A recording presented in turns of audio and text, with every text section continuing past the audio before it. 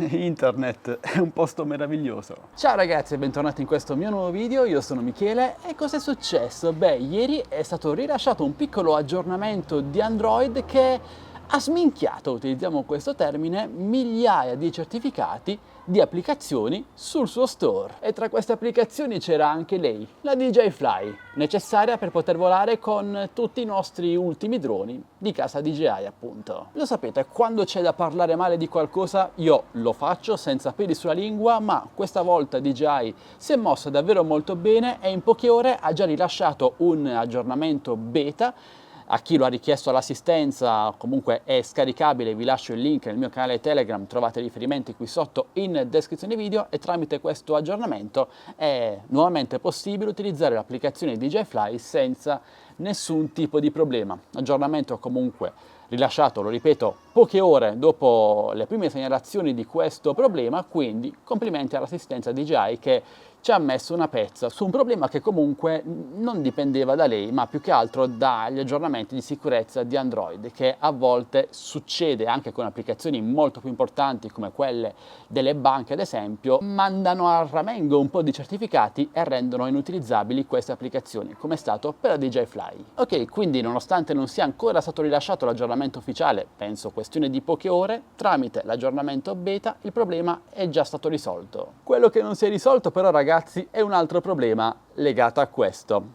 Vi spiego meglio a cosa mi riferisco. Beh, nelle poche ore in cui l'applicazione DJI Fly è stata inutilizzabile per colpe non dovute alla DJI, sono comparsi qui su YouTube troppi video allarmistici con titoli del tipo che tragedia, catastrofe, gravissimo, insomma, titoli vogliamo dire clickbait, forse no, ma decisamente esagerati per una situazione che comunque si è risolta nel giro di pochissime ore. Io ho preferito non allarmarvi più del dovuto perché conosco l'assistenza DJI, sono solitamente abbastanza efficienti e lo hanno dimostrato risolvendo il problema in poche ore. Alla fine non stiamo parlando di strumenti vitali, ma di droni, per lo più ricreativi, che utilizzano un'applicazione sullo smartphone. Tra l'altro chi utilizza il Pro Controller sia del Mini 3 Pro sia della linea DJI Mavic non ha avuto nessun problema perché questi non ricevono aggiornamenti Android, quindi il problema riguarda unicamente l'applicazione su smartphone. Su internet le notizie a volte corrono più del dovuto. Il mio consiglio è, prima di allarmare decine di migliaia di persone qui su YouTube, su Facebook o su qualsiasi altra piattaforma,